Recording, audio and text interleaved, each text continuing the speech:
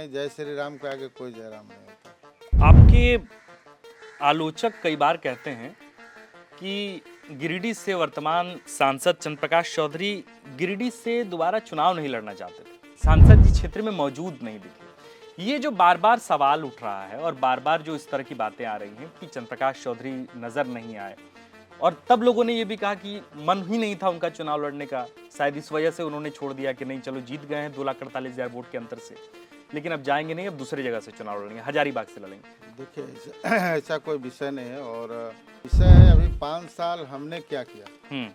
5 साल जो हमने काम किया, और काम भी हुआ है, नहीं हुआ सो बात काफी। मैं लेकिन इतनी स्वीकार्यता होने के बावजूद गिरिडीह के रहवासी ये क्यों कह रहे हैं कि इस बार चंद्रप्रकाश चौधरी को वोट नहीं देंगे, मोदी को वोट देंगे? तो आपको लग रहा है कि जयराम महतो का संगठन बिल्कुल नहीं, कुछ नहीं है, कुछ नहीं है, वो आप धरातल पर जाने पर यही पता चलेगा। सबसे बड़ी आलोचना चंद्रप्रकाश चौधरी की अगर किसी काम की होती है तो वो ये होती है कि 1932 का समर्थन करते करते चंद्रप्रकाश चौधरी ने रघुवर दास के कैबिनेट में 1985 को समर्थन देकर मिठाइयां बांट दी।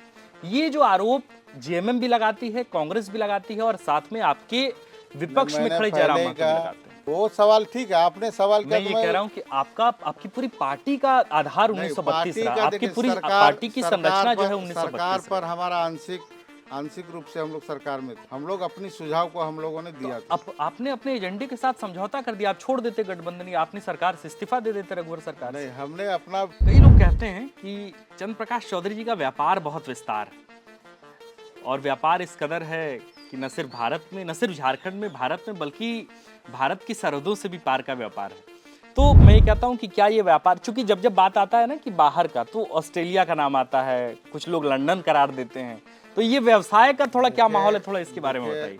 3 बार के विधायक, आप 5 बार के मंत्री, आप 1 बार के सांसद, आप दूसरे बार सांसद के प्रत्याशी, आपकी पत्नी सुनीता चौधरी रामगढ़ से विधायक, आपके भाई तो रोशन लाल चौधरी, वो लगातार बड़का गांव से चुनाव लड़ रहे हैं, लेकिन बार बार हार रहे हैं, लेकिन इसके बावजूद पार्टी जो है उनको टिकट दे रही है। ये परिवारवाद का इससे बेहतर उदाहरण और क्या हो सकता है? तो ये अलग अलग चीजें नहीं है कि एक तरफ बीजेपी जो कहती है कि परिवारवाद, दूसरी तरफ उसके अलायंस में आप हैं जो परिवारवाद का स्पष्ट उदाहरण। देखिए, राजनीति में आपको क्या लगता है पारसनाथ पर किस समुदाय का हक है? तो सबसे ज्यादा दिलचस्प कौन बनाएगा चुनाव, मथुरा महतो या जयराम महतो?